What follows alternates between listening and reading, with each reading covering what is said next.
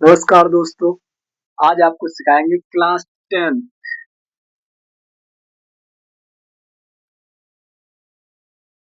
Class 10th का ये long answer है। लिखने के लिए ये क्वेश्चन आपको दिया गया है। लॉन्ग क्वेश्चन 6 नंबर का आता है।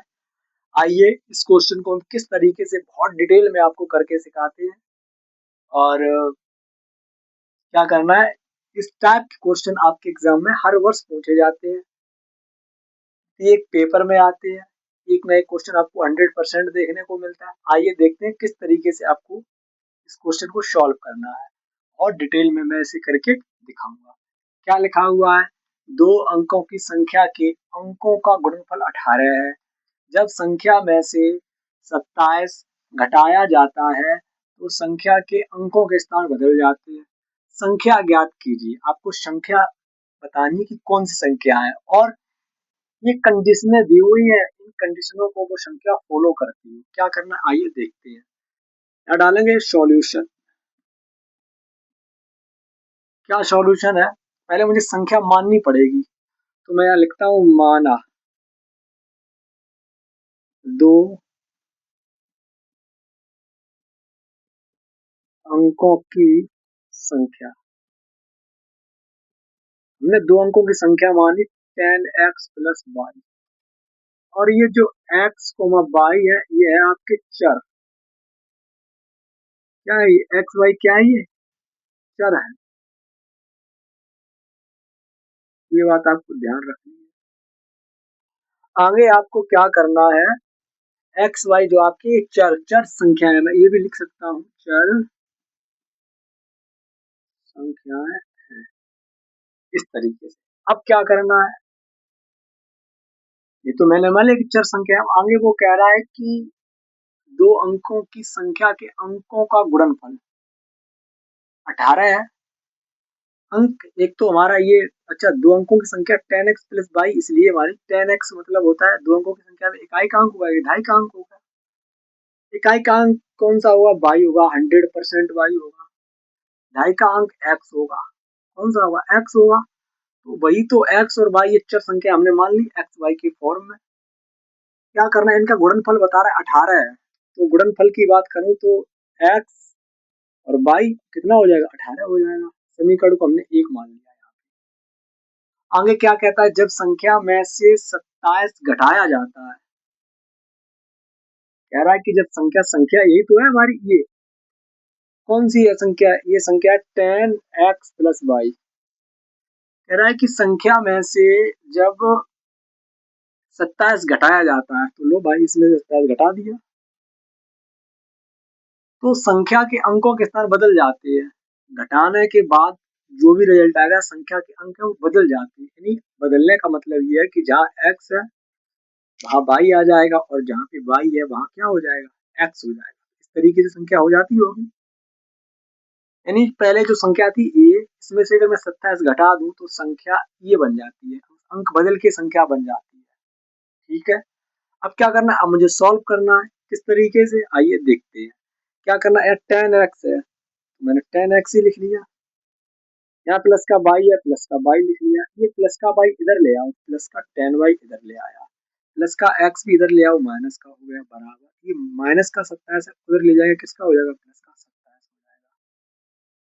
अब क्या है? यहाँ मैंने 10y ऐसा ही लिख लिया। 10x 10x ऐसा क्यों? 10x और ये माइनस का x तो कितना बचेगा? 9x बचेगा। प्लस का y माइनस का 10y, तो यहाँ पे माइनस का 9y बचेगा एज इक्वल टू 27। अब क्या करना है? 9 कॉमन लेना है। क्या बचेगा? x minus y is equal to 27। अगर मैं x माइनस वाई की बात करूं, 27/9 और 9 तियो 27, x माइनस वाई की वैल्यू कितनी आ जाएगी? 3 आ जाएगी। कितनी आ जाएगी? 3। अब क्या करना है? इससे आगे और मुझे सॉल्व करना है। अभी एक्स वाई का वैल्यू तो निकला नहीं, क्योंकि जब तक एक्स वाई की वैल्यू नहीं आ जाएगी तब तक हम संख्या नहीं फाइंड कर पाएंगे। तो आपको क्या करना है? अब एक समीकरण, ये दूसरा समीकरण मैं इसे मान लेता हूँ। एक समीकरण ये, दूसरा ये है। मैं क्या करूं ऐसा कि सॉल्व हो जाए? तो मैं यहाँ से x की वैल्यू निकालता हूँ। x की वैल्यू कितनी आ जाएगी? 3 प्लस का बाई। ये जो x की वैल्यू हमने निकाली है, x बराबर 3 प्लस वाई, इसे समीकरण 1 में रखूंगा। तो मैं इसे यहाँ सॉल्व करता हूँ। मैं लिखता हूँ कि x का मान समीकरण 1 में रखना है। समीकरण 1 क्या है हमारा? समीकरण 1 है ये क्या, x y is equal to. अब मैं बात करूं कि x की वैल्यू कितनी है, 3 प्लस वाई, तो यहाँ लिख लेता हूँ 3 प्लस वाई। या वाई पहले से है तो क्या हो जाएगा, अब मैं इसे सॉल्व करूंगा, मल्टीप्लाई करूंगा तो हो जाएगा 3y प्लस का y square is equal to 18। ये बन जाएगा वाई स्क्वायर प्लस का 3y माइनस का 18 इज इक्वल टू 0। अब आपको विकास समीकरण बन गया, इसे सॉल्व करना आपको आता होगा।